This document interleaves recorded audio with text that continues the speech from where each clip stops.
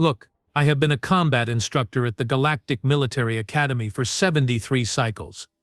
73 cycles. In that time, I have seen thousands of recruits from hundreds of species pass through these training halls. Vorath warriors who could crush steel with their bare hands.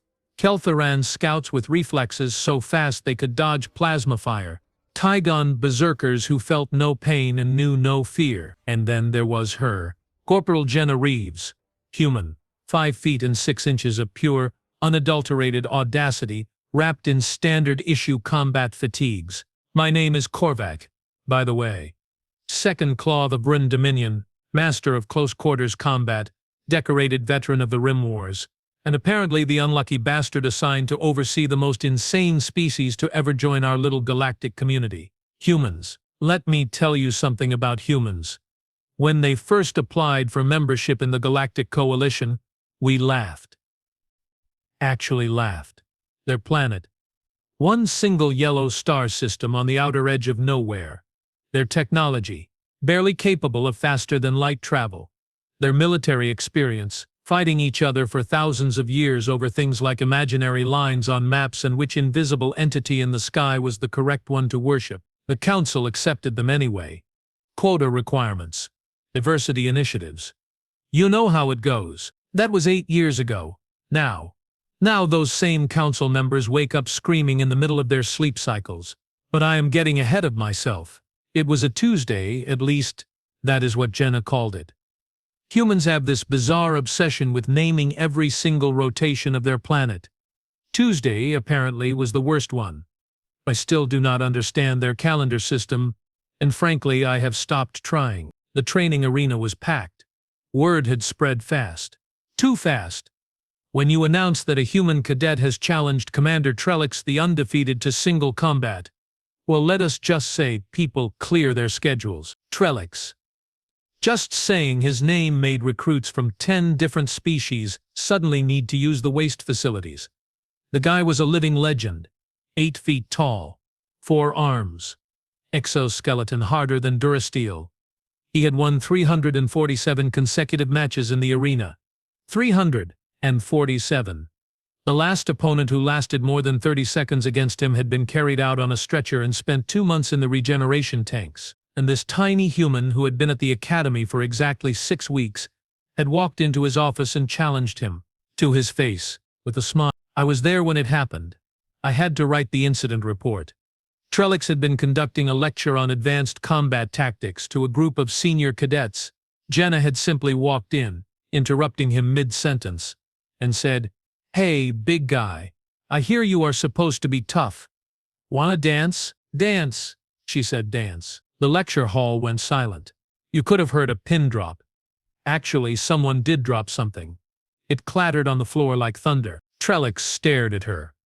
His mandibles clicked together in a way that usually preceded someone getting torn in half. "You challenge me, human. That is what I just said, is it not?" Jenna replied, arms crossed, weight shifted to one hip. "Unless you are scared, which would be totally understandable. I mean, I have only been here 6 weeks, barely know how to use the equipment. Might be embarrassing if you lost to someone like me." I watched Trellix's secondary arms flex. His eyes, all 6 of them, narrowed. "Scared? Of you? Hey, I am just saying," Jenna continued, examining her fingernails with theatrical disinterest. "If the great Commander Trellix the Undefeated is worried about his reputation, I get it. No shame in backing down. Hook, line, sinker. Arena. Tomorrow. 1400 hours, Trellix growled.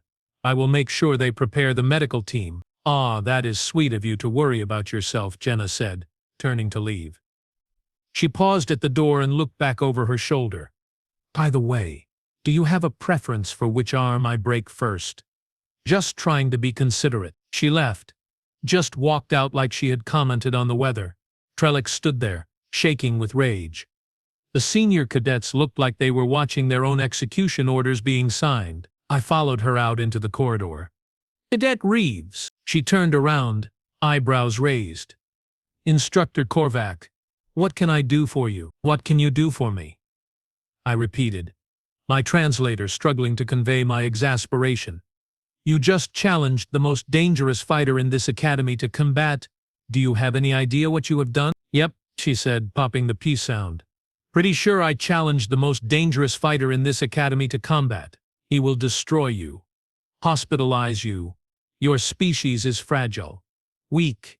You have been here 6 weeks, and you think you can defeat someone who has been perfecting combat arts for longer than your entire species has had written language. Jenna leaned against the wall, completely relaxed. Instructor, can I ask you something? What? How many humans have you trained? I paused. You are the first human in my combat division. And how many humans are currently at this academy? 16 across all divisions. Right. So you have limited data on what humans can actually do. Am I correct? I did not like where this was going. Your species submitted full physiological reports. We know your capabilities. Inferior muscle density, weaker skeletal structure, slower reflexes than most coalition species, limited natural weapons, no armor plating, no venom, no natural advantages whatsoever. And yet, when humans showed up to the last border conflict against the Krill Horde, what happened? I hesitated. The Krill Horde incident was still being analyzed by military strategists across the galaxy. The Krill, a species of militant insectoids, had been pushing into Coalition space for months, winning, taking planets. The Coalition had lost 3 major battles in a row.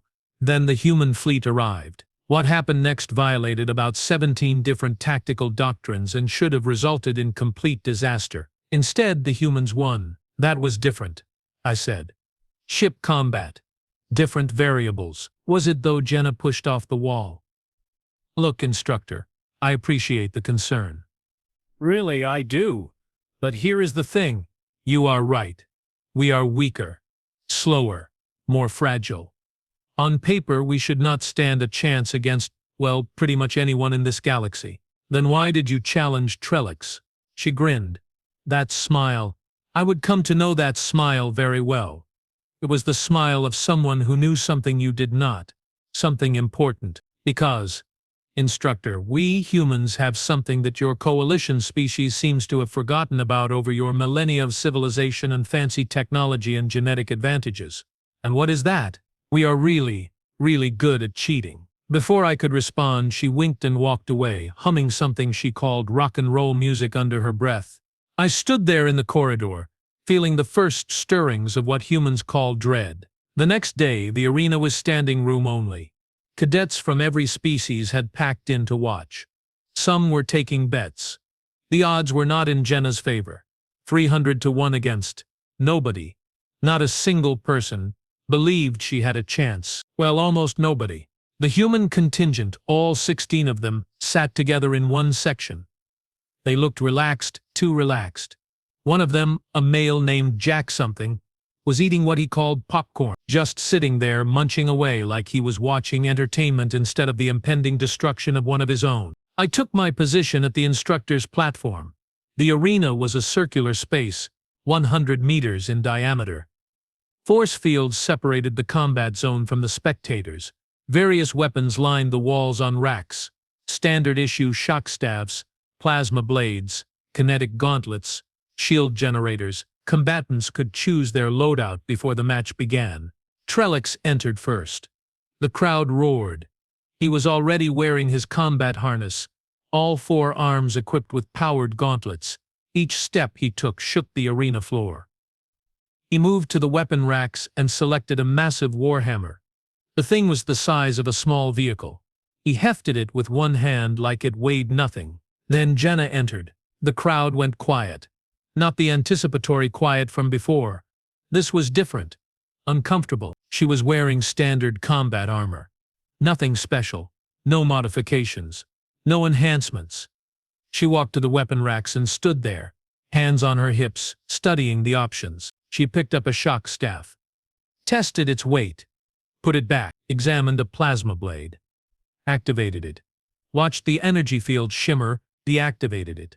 Put it back. The crowd was getting restless. Choose your weapon, human, someone shouted.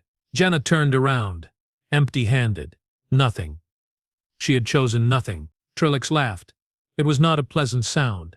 You face me unarmed? Your arrogance will be your end. Oh, I am armed, Jenna said.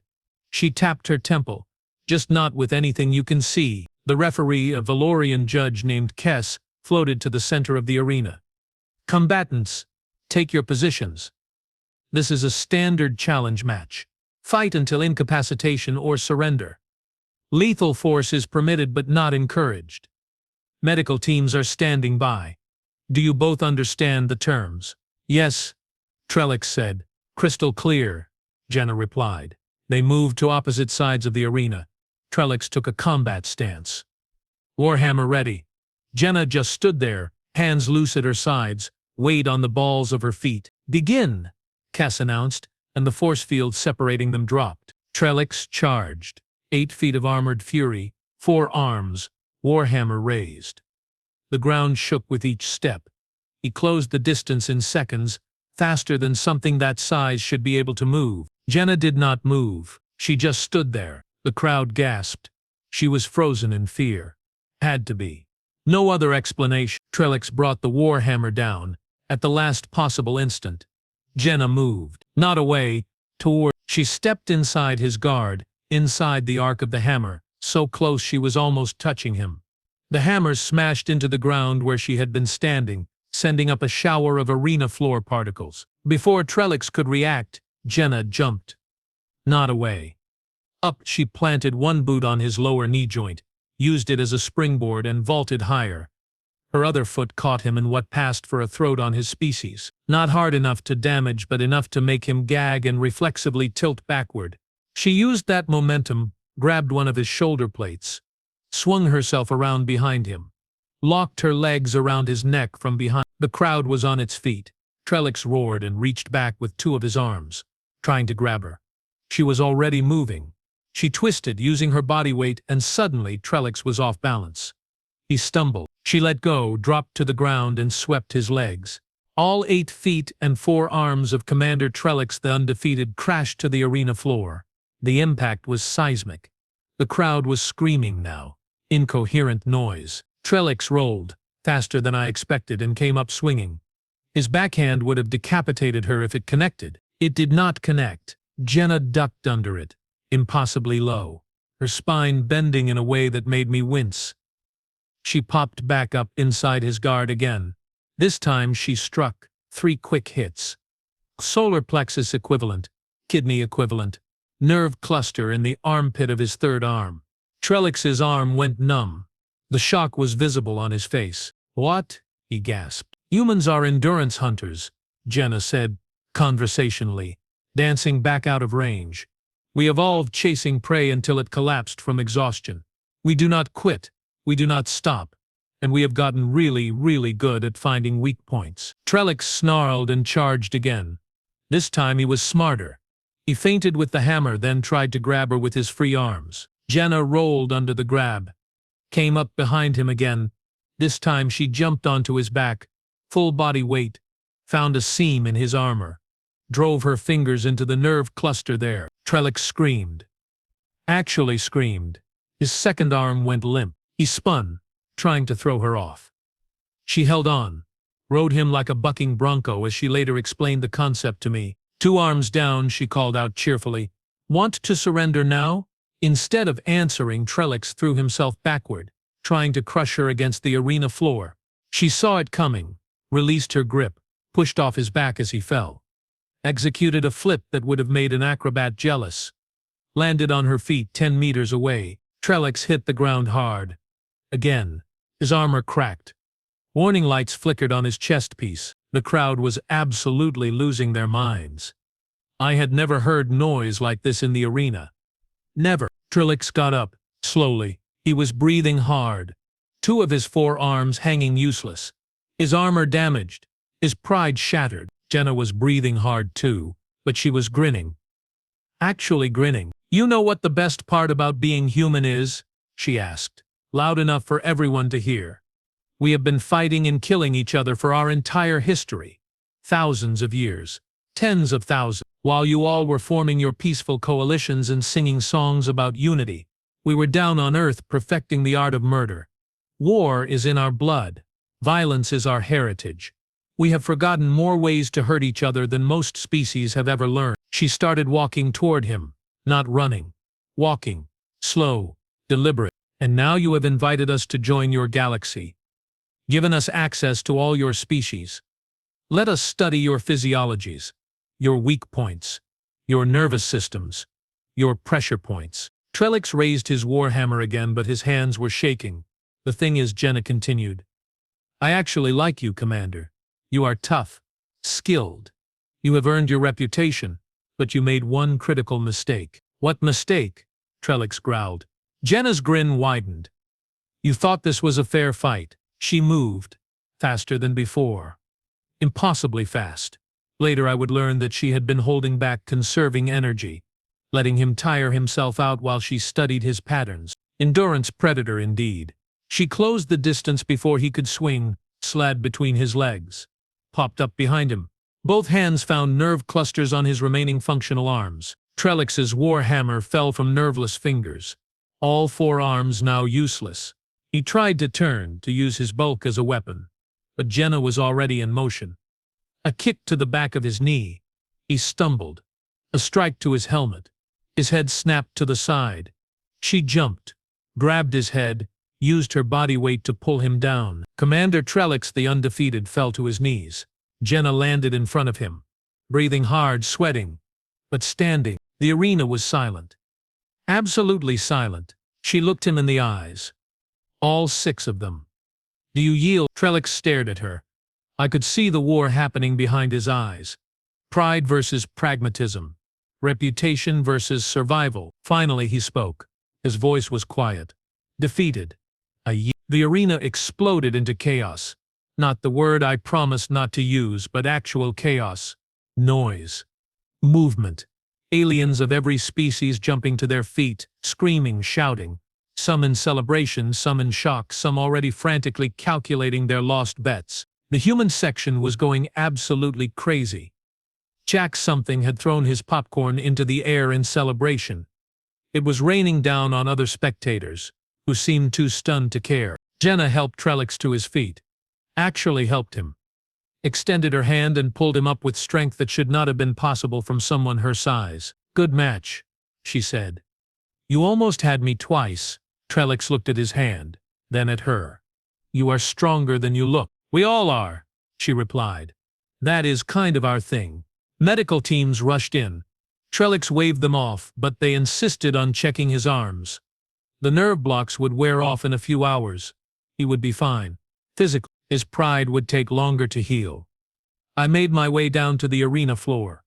Other instructors were already there, surrounding Jenna, asking questions, demanding explanations. She was handling it with good humor, answering what she could, deflecting what she could not. When she saw me, she broke away from the crowd. Instructor Korvac. So how did I do? I stared at her. This tiny, fragile human who had just defeated the most feared fighter in the academy using nothing but speed, tactics, and an encyclopedic knowledge of alien physiology. That was the most terrifying thing I have ever witnessed, I said honestly. She laughed. Terrifying? Really? I thought it was pretty fun. Fun? You think combat is fun? Well, yeah, I mean, compared to what humans do to each other for fun, this was actually pretty tame. You should see our contact sports sometime. They make this look gentle. I did not know what to say to that. Fortunately, I was saved by the arrival of the Academy Commandant, a dignified Elthorian named Vex something. His scales were rippling with agitation. Cadet Reeves, he said, his voice carefully controlled. That was quite the display. Thank you, sir, Jenna replied, snapping to attention with perfect military bearing. It has raised some questions, concerns. The Council will want to review your species' admission to the military academy.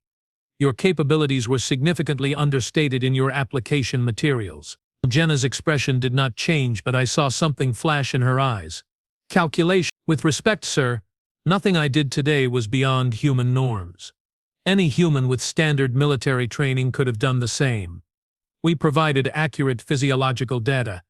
It is not our fault if people did not understand the implications. The commandant's scales rippled faster. Were you telling me that all humans are capable of this level of combat? Well, not all. I mean, there is variation in any species. But yeah, any human soldier with proper training could probably do what I did. We have been doing it to each other for millennia. Only difference now is we are doing it to other species. The commandant looked at me. I looked at the other instructors. We all shared the same thought, visible on every face, readable across every species present. What have we done? What have we invited into our galaxy? These humans, these tiny, fragile, apparently harmless humans were not what they seemed. Not even close. They were predators, pack hunters who had spent their entire evolutionary history learning to kill, and now they were here, among us, smiling and friendly, and absolutely terrifying once you understood what they were capable of. Cadet Reeves, you are dismissed, the commandant said finally. Report to medical for standard post-combat evaluation. Yes, sir, Jenna said. She saluted, turned on her heel and walked away. I watched her go. The other human cadets met her at the arena entrance. They were celebrating, laughing, clapping her on the back. Jack something was trying to explain his popcorn situation. Another human, female, was already on her communication device, presumably telling other humans what had happened. Word would spread fast. Across the academy. Across the coalition. Across the galaxy. Humans were not the weak, harmless newcomers everyone had assumed. They were something else entirely, and they had only just begun to show us what they could do. 3 weeks after Jenna Reeves defeated Commander Trellix, the Galactic Military Academy was a very different place. Let me paint you a picture. Before the fight, human cadets were treated like novelties, curiosities, the species equivalent of participation trophies. We gave them easy assignments. We nodded politely when they spoke. We smiled and patted ourselves on the back for being so inclusive and accepting. After the fight, every instructor in the academy was suddenly very, very interested in human capabilities, and very, very nervous about what those capabilities meant. The council had demanded a full review. They sent observers, analysts, scientists. They wanted to understand what they had missed, how an entire species could slip through the evaluation process without anyone noticing they were essentially weaponized endurance predators in a galaxy full of specialists. I was assigned to oversee the Human Combat Training Division. Lucky me. The honor of my career, they said. A chance to work with the most fascinating species to join the coalition in centuries, they said. What they meant was, someone needs to figure out how dangerous these things actually are before they start a war by accident. The humans, for their part, were handling their newfound reputation with what Jenna called characteristic human humility, which, I quickly learned, was sarcasm. Humans loved sarcasm, used it like a weapon. Sometimes I think they enjoyed verbal combat more than physical combat. Almost. I was in my office reviewing training reports when my door chimed. Enter, I called out, not looking up from my datapad. Instructor Korvac, got a minute? I looked up. Jenna, of course. She had a habit of showing up uninvited. Humans apparently considered personal boundaries to be more of a suggestion than a rule. Cadet Reeves. What can I do for you? She plopped into the chair across from my desk. Just plopped. No asking permission. No military formality. She had this way of being simultaneously respectful and completely disrespectful at the same time. So I have been thinking, she began. That concerns me already. Rude. Anyway, I have been thinking about the training curriculum. It is kind of boring. I set down my datapad. Boring. The standard Galactic Military Academy combat training curriculum, developed over 300 years by the finest military minds in the coalition, is boring. Yeah. I mean, do not get me wrong, the techniques are solid. Very solid. But they are all designed around the assumption that everyone fighting is roughly equal in capability. Same weight class, similar physiology, comparable advantages. It is like watching two heavyweight boxers trade punches. Impressive. Sure, but predictable. And you have a better idea. I do actually. She leaned forward, eyes bright with enthusiasm. Humans got this look when they were excited about something. It usually meant someone was about to have a very bad day. Asymmetric warfare training. Explain. Okay, so, humans have been doing this thing for basically our entire history, where we fight opponents who are bigger, stronger, better armed, and better positioned than us. And we win. A lot. We've gotten really good at it. I think we could teach that. I studied her. You want to teach other species how to fight like humans? Exactly. See, you get it. That was not an agreement. That was a statement of horror. She waved a hand dismissively. Look, think about it. The coalition has been at peace for what? 200 years. That is great. I am pro-peace, love peace. But you know what happens to militaries during long peace times? They get soft, comfortable. They train for the war they want to fight, not the war they might actually face. And the war we might actually face is the kind where you are outnumbered, outgunned, out of supplies and out of options. The kind where you have to win anyway because losing is not an option. The kind of war humans are really, really good at. I sat back in my chair. The terrifying thing was, she had a point.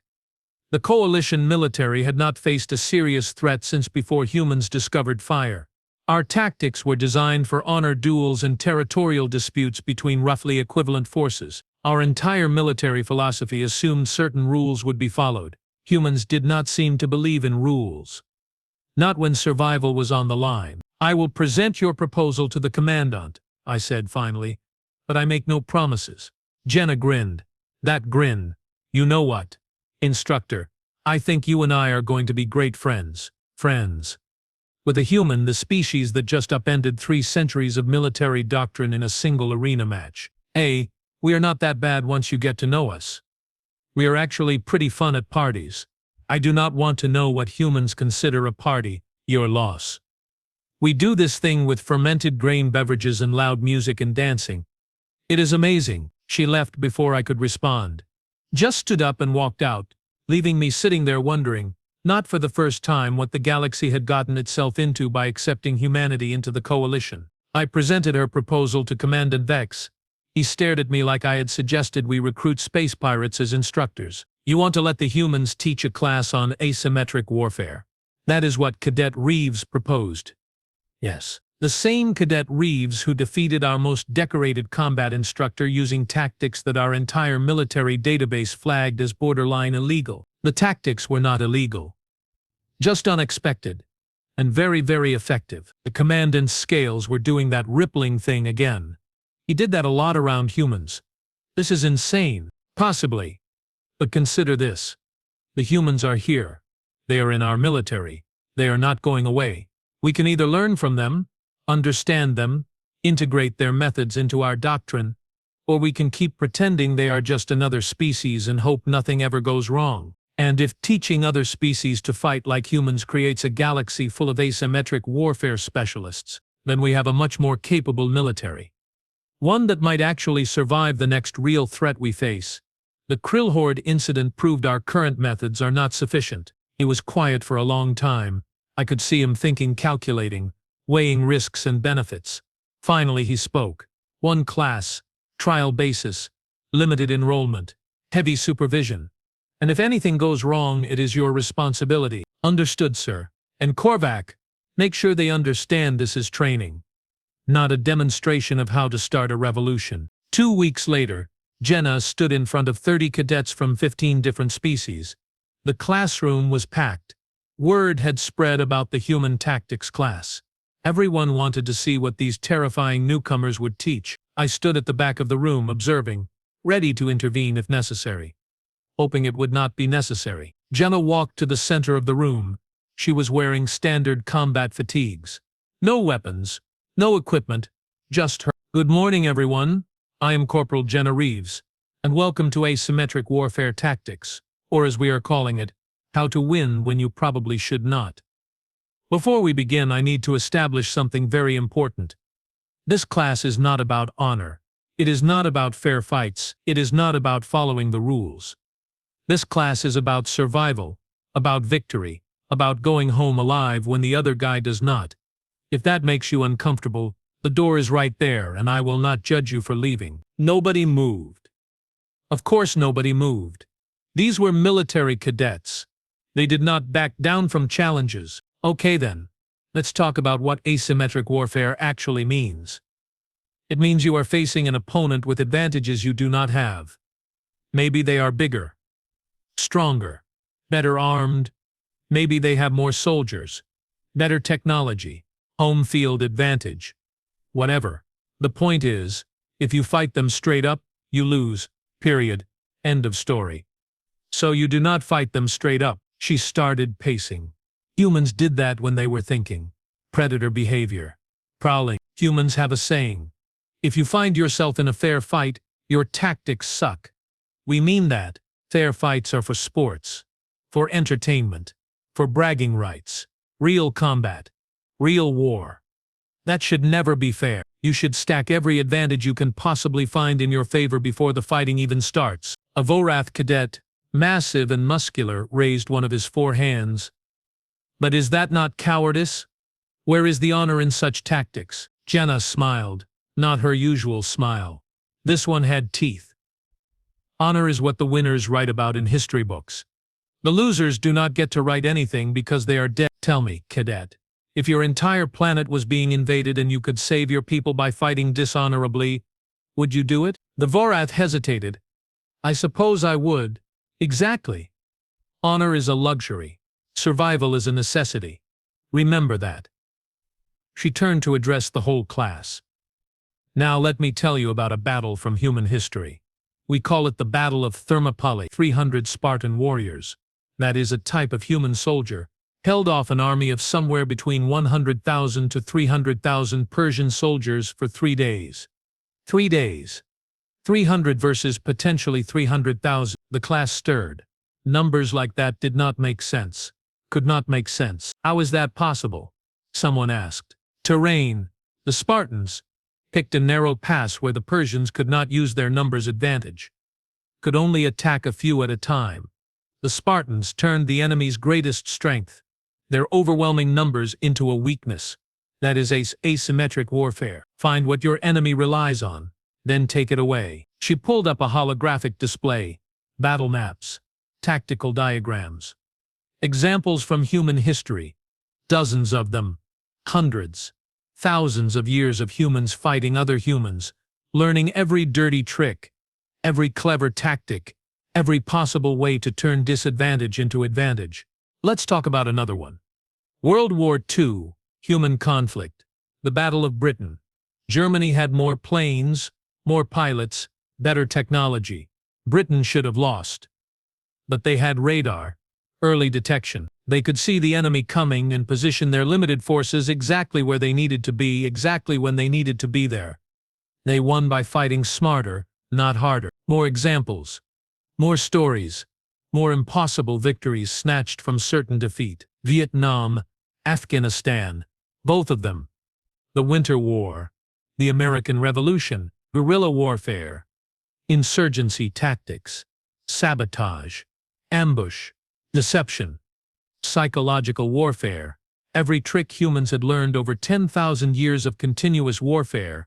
The cadets were transfixed, horrified, fascinated. Here is what you need to understand, Jenna said, her voice quieter now, more serious.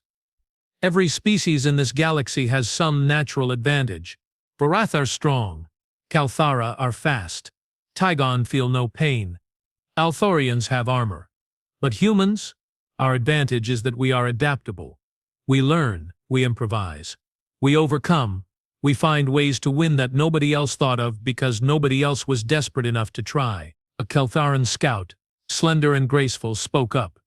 But surely there are limits. Rules of engagement. Laws of war. Jenna nodded. Sure. Lots of them. The Coalition has a whole book of them, and in a perfect galaxy everyone would follow those rules, and war would be this civilized, organized thing. But here is the problem. Your enemy might not follow the rules. They might not care about your laws. And when that happens, when you are facing an enemy who fights without honor, without mercy, without rules, you need to know how to respond. By fighting like them? The Keltharan asked. By fighting to win. There is a difference. We can be brutal without being cruel, ruthless without being evil, effective without being monsters. But we cannot afford to lose because we were too polite to do what needed to be done. The class went on for 2 hours. Jenna covered basic principles. Misdirection. Using the environment. Exploiting enemy assumptions. Turning strengths into weaknesses. Fighting on your terms, not theirs. Never engaging unless you have an advantage. If you do not have an advantage, create one. By the end, every cadet in that room was looking at warfare differently. I could see it in their eyes. The shift.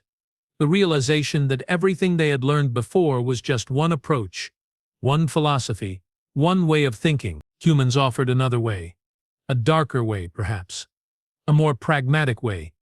A way that acknowledged the universe was not fair and did not care about honor or glory or any of the things that made war palatable to civilized species. When the class ended, cadets filed out slowly, talking among themselves. Jenna walked over to me. So? How did I do? You just taught 30 cadets from 15 different species how to fight dirty. I taught them how to survive. There is a difference. Is there? She looked at me. Really looked at me. Instructor, can I ask you something personal? You are going to anyway. Why did you become a combat instructor? What made you want to teach others how to fight? I thought about that. It had been a long time since anyone asked me that question. I wanted to give cadets the skills they needed to survive, to protect themselves and their people. Exactly. That is what I am doing too. Just with different methods. She paused. You think we are scary? I get it. We kind of are. But we are not evil. We do not enjoy violence for its own sake. We do it because sometimes violence is the only language the universe understands, and we have gotten very fluent in that language. Before I could respond, alarms started blaring. Emergency alert. All hands. Battle station. We looked at each other, then ran. The briefing room was full of senior officers. Commander Vex stood at the center, surrounded by holographic displays showing star maps and tactical readouts. Situation report, he said, as we entered. Long-range sensors detected a fleet entering Coalition space, unidentified. Not responding to hails. Current trajectory suggests they are heading toward the Academy. How many ships? Someone asked. 37. Capital class. Unknown design. Unknown capabilities. Unknown intentions. Could be explorers, another officer suggested. Could be. But they are not behaving like explorers. They are in combat formation. Shields up, weapons hot. A chill went through the room. The Academy had defenses, of course, but it was a training facility, not a military fortress.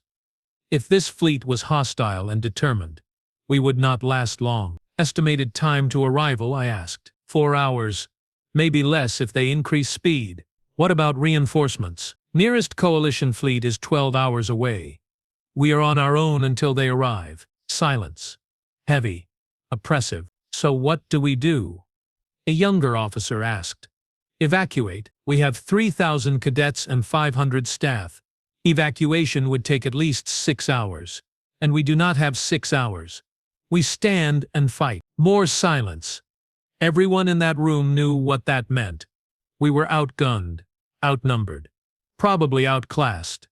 This was not a battle we were going to win, unless— I have an idea, Jenna said. Every head turned toward her. A human cadet, the most junior person in the room. Speaking up in a senior officer briefing, Cadet Reeves, Commander Vex said carefully. This is not the time for asymmetric warfare, she interrupted. Sir, with respect, you just told us we cannot win a straight fight. So do not fight straight. Fight dirty. Fight human. What exactly are you proposing? Give me command of the human cadets. All 16 of us. Give us access to the maintenance shuttles and engineering supplies. And give us 2 hours. We will give you a fighting chance. The commandant looked at me. I shrugged. What did we have to lose? Do it, he said. What happened next would be talked about in tactical academies across the galaxy for the next century. The humans moved fast. Faster than I thought possible. They raided the engineering department, stripped parts from maintenance shuttles, fabricated components using the Academy workshops, built things that probably violated a dozen safety regulations and possibly a few laws of physics. I watched them work. It was organized chaos. Each human knew exactly what to do without needing to be told. They communicated in half-sentences and gestures. They improvised constantly. When they needed a part they did not have, they made something else work instead. Jenna was everywhere at once. Directing, coordinating, checking progress. solving problems. She moved like she was conducting an orchestra and every human was playing their instrument in perfect harmony. What exactly are you building? I asked Jack, the popcorn guy, as he welded something that looked like a fuel tank to something that looked like a sensor array. Improvised ordnance, decoys, electronic warfare packages. Some other stuff that is probably better if you do not know about. Plausible deniability and all that. That does not make me feel better. It is not supposed to.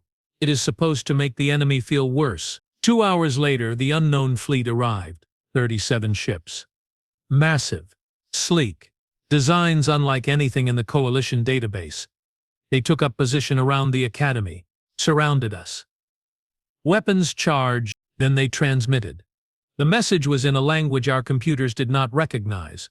But the translator software worked on it. Slowly. Painfully. Finally, it produced a translation. Surrender immediately. Resistance will result in destruction. You have one of your time units to comply. 1 hour. They were giving us 1 hour to give up. Commandant Vex opened a channel. This is Galactic Military Academy, Commandant Vex. We are a training facility. Unarmed. Non-combatant. There is no reason for hostility. We request clarification of your intention. The response came quickly. Irrelevant. Surrender or die. Choose now. The channel closed. Vex looked around the command center. At his officers. At the cadets who had volunteered to stay. At me. At Jenna. Well, he said quietly. I suppose we have our answer. They are hostile. Prepare for combat. All cadets to defensive positions. Power up shields. Arm all weapon systems. If we are going to die, we die fighting. Or, Jenna said, we could try Plan Human. Plan Human. She smiled. That smile. Just trust me. Open a channel to the enemy fleet. What? Why? Because we are going to negotiate. They just told us to surrender or die. Right. But they did not tell us we cannot talk. Open the channel, please. Vex hesitated. Then nodded. The communications officer opened a channel. Unknown fleet, Jenna said, her voice calm and professional. This is Corporal Jenna Reeves of the human delegation. I understand you want us to surrender. I am afraid we cannot do that. However, I would like to propose an alternative arrangement. Silence. Then a response. The voice was cold. Mechanical. No alternatives. Surrender or destruction. See, here is the thing. You could definitely destroy us. We both know that. But destruction is messy. Expensive. Wasteful. What if instead, we offered you something more valuable? Nothing you possess is valuable. What about information? Tactical data.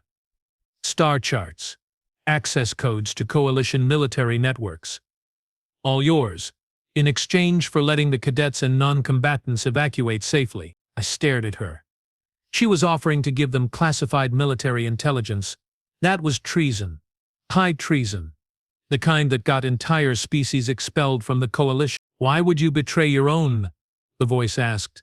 Suspicious now. Because I am a realist. We are going to lose. Everyone here is going to die. But if we can save some lives by cooperating, that is the smart play. That is the survivor play. That is the human play. I watched the tactical display. The enemy ships were not moving. They were listening. Considering you are human. I am. We have heard of humans, interesting species. Very adaptable. Very treacherous. Thank you. I think. Very well. Transmit the data. We will review. If acceptable, we permit evacuation of non-combatants. Excellent. Stand by for data transmission. Jenna nodded to one of the human cadets manning a console. The cadet's fingers flew over the controls. Data started transmitting. Lots of data. Gigabytes. Terabytes. Flowing from the Academy computers to the enemy fleet. What are you doing? Vex hissed at Jenna. Winning? She whispered back. Watch. On the tactical display, the enemy ships were receiving the data, processing it. Their attention focused on the incoming information stream. They did not notice the 16 maintenance shuttles launching from the Academy's lower bays, did not notice them spreading out, taking positions around the enemy fleet, matching their formation perfectly. The data transmission continued. More and more information flooding into enemy systems. So much information, Too much information, really. Almost like the point was not the information itself, but the act of transmitting it. The shuttles were in position now, hidden among the enemy ships, close enough to touch them, close enough to do what humans did best: fight dirty. Data transmission complete, the human at the console announced. Received, the enemy fleet responded. Processing. Stand by. They never finished that sentence. Every maintenance shuttle detonated simultaneously. Not actually detonated. That would be boring. Predictable. No, what the humans had built were something much more interesting. Electromagnetic pulse generators, powered by overloaded fusion reactors from the shuttles themselves, aimed directly at the enemy ships. The pulses hit, shields flickered. Systems shut down, ships went dark. All 37 of them, offline, dead in space. Helpless. Now, Jenna shouted. The Academy's defenses, which everyone thought were inadequate, opened fire. Except they were not inadequate anymore, because the humans had spent the last 2 hours reprogramming them, rerouting power, overclocking processors, removing safety limiters, turning training weapons into something that would make a warship jealous. The volleys struck dark ships.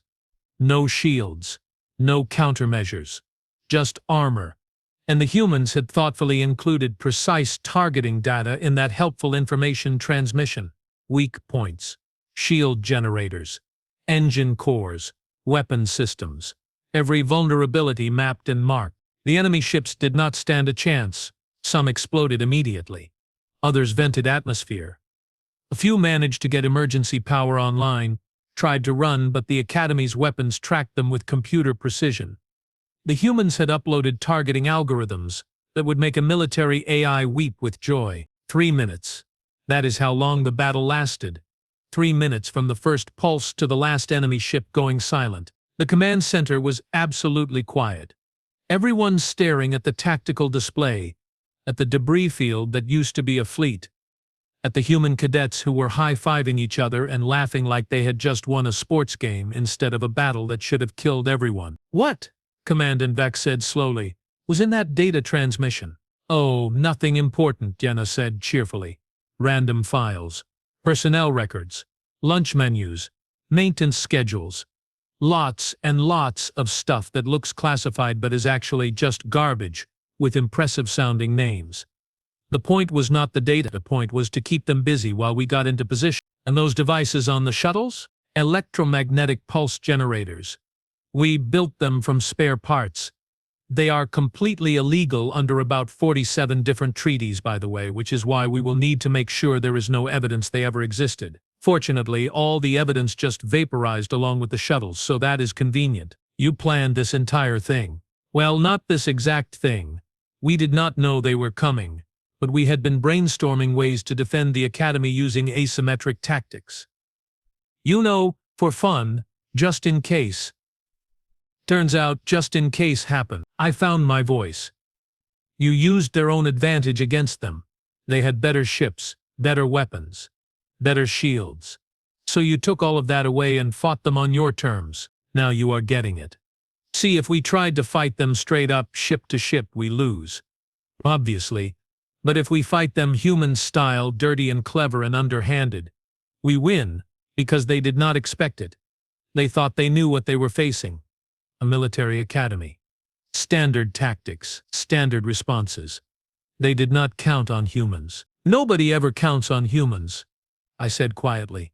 That is our secret weapon, Jenna agreed. Everybody underestimates us. They see our limitations and assume we are weak.